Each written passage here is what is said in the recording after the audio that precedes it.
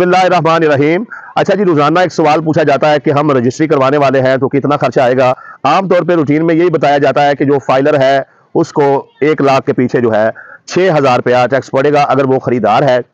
और अगर वो नॉन फाइलर है, खरीदार है, तो उसको 1 लाख के पीछे तकरीबन 13,500 रुपया खर्चा आएगा। इसी तरीके से जो बेचने वाला है प्लाट, उसको अगर वो नॉन फाइलर है तो 1 लाख के पीछे 6,000 रुपया टैक्स पड़ेगा, अगर वो फाइलर है तो उसको 1 लाख के पीछे 3,000 रुपया टैक्स पड़ेगा। अच्छा, ये जो खरीदार जो है जो रजिस्ट्री करवा रहा है, इसको जब हम कहते हैं कि फाइलर होगा तो 1 लाख के पीछे 6,000 खर्चा पड़ेगा, तो आ, या ऊपर नीचे इलाकों के हिसाब से टैक्स वगैरह का भी थोड़े बहुत ज्यादा कम होते हैं। तो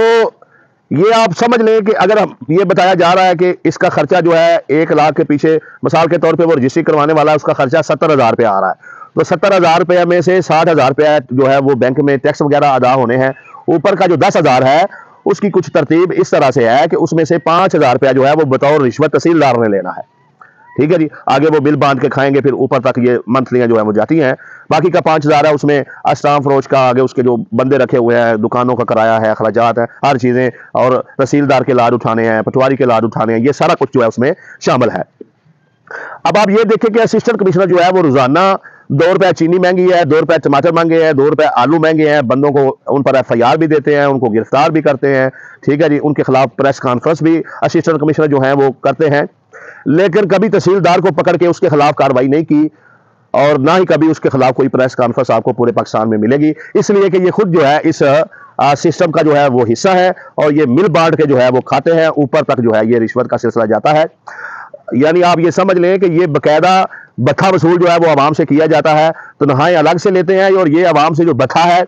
ये सरकारी तौर पर बैठे हुए जो तहसीलदार है वो अलग से लेते हैं। और तहसीलदार अकेला खाने वाला नहीं है, ये ऊपर तक जो है सारा महकमा रेवेन्यू जो है ऊपर तक ये सारी रिश्वत जो है वो जाती है। इसी तरीके से जो है ये सारा निज़ाम जो है वो चल रहा है। तो मेरी ये आवाम को बताने का मकसद ये है कि आप आगाह हों कि आप जो पैसे अदा करते हैं उसमें रिश्वत भी बकायदा जो है वो उन्होंने रखी हुई है, बकायदा उसको हिस्सा बनाया हुआ है, बाप का माल समझ के उसको खाते हैं। तो ये पाकिस्तान का निज़ाम है, जहां पर असिस्टेंट कमिश्नर 2 रुपए आलू महंगे करने पर तो लोगों को पकड़ लेता है, लेकिन उसके कमरे के साथ ही तहसीलदार बैठा रोजाना लाखों रुपए रिश्वत लेता है तो उसको नहीं पकड़ता। तो याद रखें मेरी बात कि जब तक